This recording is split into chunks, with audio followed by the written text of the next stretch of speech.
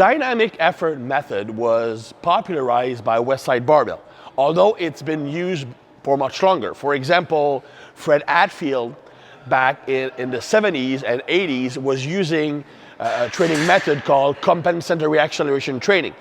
Compensatory acceleration training is essentially the same thing as dynamic effort in that you are compensating the fact that you are using a light weight by accelerating that light weight more. So compensating the lack of mass by an increase in acceleration. Remember that force equals mass times acceleration. So if mass is light but acceleration is high, you will still produce maximum force.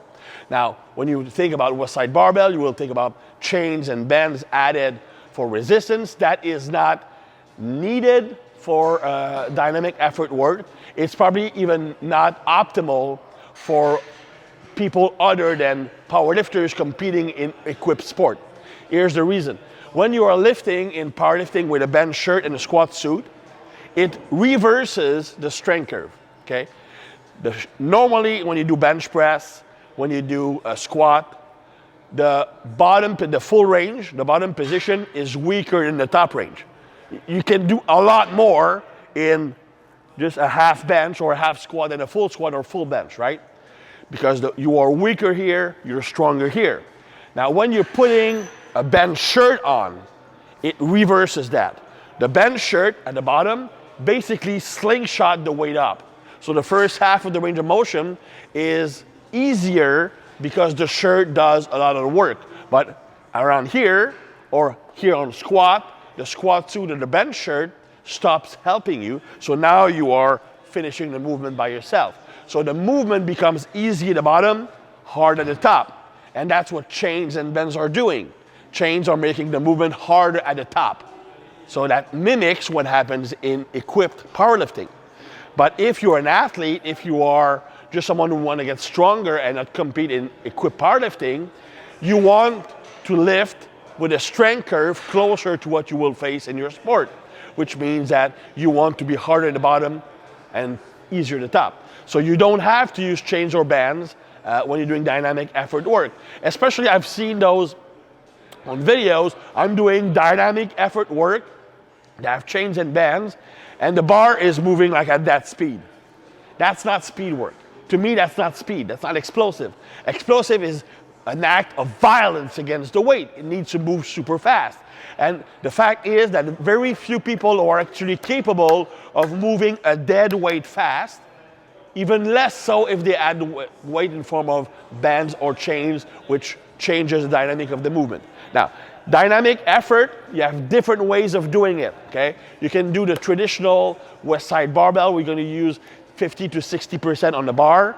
You can use compensatory acceleration training like Fred Hatfield did, which would use 70 to 80% for sets of 2 reps, which would be a bit heavier, but just try to have the intent to accelerate as much as possible. And then you have the way you're doing it. Are you controlling the eccentric? Are you using a fast eccentric? Now let's discuss both types. So let's look at what a regular dynamic effort bench would look like. So it's a control eccentric and explosive concentric.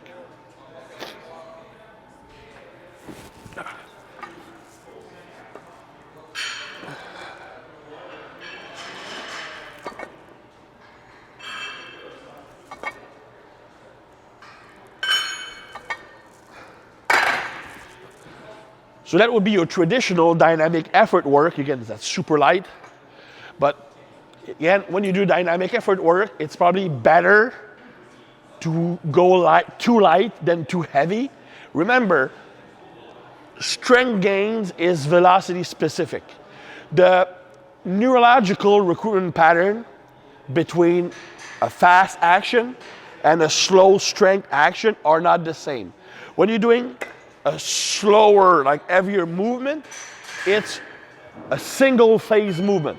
The agonists are firing all the way through with a background activation of the antagonist throughout the whole set to create joint stability. When I'm doing explosive movement, there's a very powerful spike in agonist activation. Then they shut down and then the antagonist fires to stabilize, and there's a second burst in agonist right after that. So that means you can actually be really efficient in slow movements without being efficient at fast movement, and vice versa. Okay? So when your purpose is to learn to move a load fast, it's better if you want to make a mistake by making a mistake of going too light than too fast, because your purpose is to move fast. Okay, now that would be the first type. The second type would combine both a fast eccentric and a fast concentric. And that's the more advanced variation of the dynamic effort work. In theory, it's also more effective. The faster you can go during the eccentric while maintaining proper tension and position, the stronger the stretch reflex will be. Okay? And that's been demonstrated in skilled lifter. The faster the eccentric is while maintaining control, the faster the in-swing concentric is. And it's important to make the distinction between skilled and non-skilled lifters. Because if you look at the same phenomenon with depth jumps. Depth jump, I'm standing on a box, I'm letting myself drop down, and then I jump up as soon as I land. In advanced athletes with lots of experience with explosive training, the depth jump potentiate their jumps. With lower skill athlete with less explosive work experience, it hurts the explosion. So if I'm someone with a high skill level on the lift and I'm going fast down and fast up, my concentric will be faster than if I go slow down. But if I'm someone with a lower skill level and less experience with explosive work, if I go fast down, the amount of reversal force I need will exceed my capacity to safely absorb force, and it will hurt my performance. So that second variation, which would be the ballistic dynamic effort, would be the most advanced version. So fast down, fast up. Sometimes you might not even go all the way down to the chest because you get a fast rebound.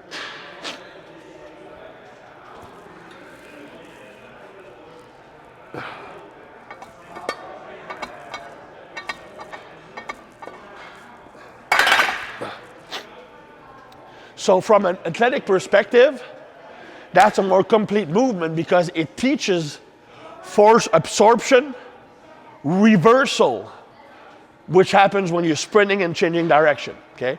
But you need to go through the first one, the control one, before you can apply this one. When we're gonna talk about the plyometrics method, we're gonna talk about an even more advanced variation with the drop, catch, and lift, which would be even more force absorption related.